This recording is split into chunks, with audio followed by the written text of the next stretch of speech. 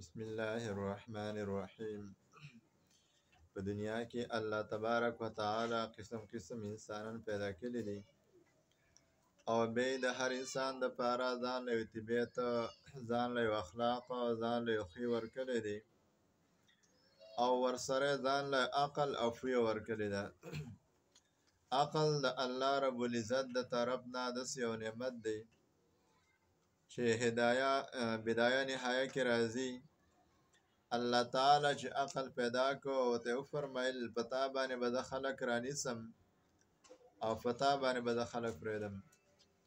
د دې د وجنا چې څومره احکام الله تعالی فرض کړي دي هغه کې اوس یو شرط دی چې ګوره په لیوانو باندې مون نشته، د الله ر طرف نه لیوانو ته مون ماب دی.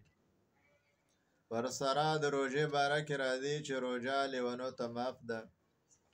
د حج باره کې راځي چې انسان هر څومره مالدار وي او چې دا انسان لیونی عقل یې کار نه کوي نو په دې انسان باندې حج نشته. داسې د اسلام هر یو رکن والا په دې عقل باندې به انسان رانیولی کېږي او په دې عقل باندې به انسان پرېښودلی کېږي.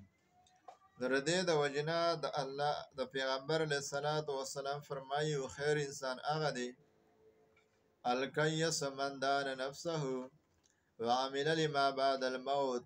خیر انسان ستاسو نه هغه دی چې د مرګ نه اخوا کومه زندګي را روانه ده او د هغه زندګۍ دپاره انسان تیاری وکړي. ګوره ستاسو یو خبره کوم، موږ ګورو په دنیا کې هر څوک د خپل کور د ظاهري کور یا د مجازي کور یا د عرضي کور دپاره څومره خرچې کوي، څومره محنت، څومره سعی، څومره ستړی، څومره تکلیف برداشت کوي. د هغې دپاره پیسې استعمالوي، د هغې دپاره د خپل بدن طاقت استعمالوي، د هغې دپاره ډېر قسم قسم آلات او وسایل په کار راولي. لیکن دا کور عرضي دی، مجازي دی، یو څو ورځو لپاره دی. اصل کور د مسلمان آخرت دی. او قرآن کریم کې الله جل شانه فرمایي عقلمن خلق هغه دي الذین یذکرون الله قیاما وقعودا وعلى جنوبهم. الله تبارک و تعالی فرمایي عقلمن خلق هغه دي چې کوم په هر حالات کې الله تعالی یادوي، په هر یو حالات کې الله تعالی یادوي. او عائشه رضی الله تعالی عنها فرمایي بخاری شریف کې راځي چې نبی علیہ الصلوۃ والسلام با په هر حال کې الله یاداو، په هر حال کې. در دې د وجنه علما لیکي د جنابت په حالات کې هم انسان د الله تعالی ذکر شي کولی. کوم انسان چې په جنابت کې د انسان د الله تعالی مسله ده چې جنابت په حالات کې انسان د الله تعالی ذکر شي کولی، کني شي کولی. در دې د وجنه دغه حدیث بخاری شریف کې بار بار راغلی دی او مرارن او کرارن راغلی دی چې کوم انسان په حالات د جنابت کې همي.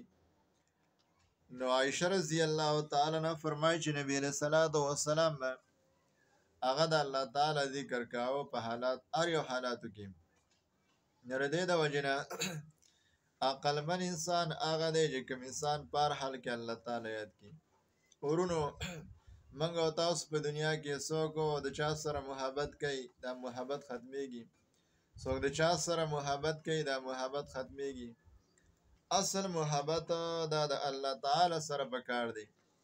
ولی ځکه علماء لیکلی دي چې محبت په ډېرو قسمونو باندې دی او د هغې محبت نه یو محبت هغه احساني دی. نو الله جل شانه زموږ او ستاسو سره ډېر احسانات کړي دي.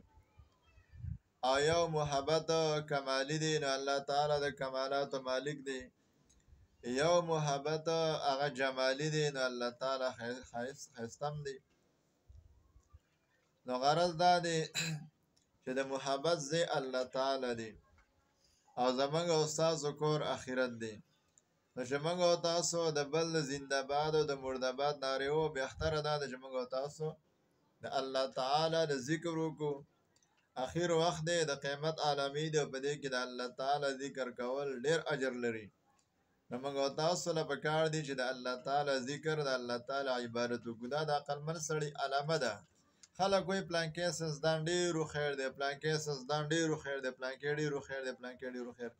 لیکن موږ او تاسو که د قرآن نه تپوس وکړو، تاسو ته ما یو آیات د نمونې په طور ووایه. حدیث د رسول الله مې درته د نمونې په طور ووایه. وایي موږ نمونه خروار دا یو حدیث دا پوره دی او یو آیات پوره دی، ورنه ټول قرآن کریم په دې ګواه دی چې څوک د دنیا سره محبت کوي، د دنیا لپاره منډې تړلی وي، د عقلمند سړی نه دی. ځکه دنیا دار من لا دار له، دنیا د هغه چا کور دی چې د چا په آخرت کې کور دی. نو لهذا موږ ستاسو لپاره د عقلمند سړي لپاره دا خبره ضروري ده چې هغه انسان خپل وخت د الله تعالی په عبادت کې تیر کړي.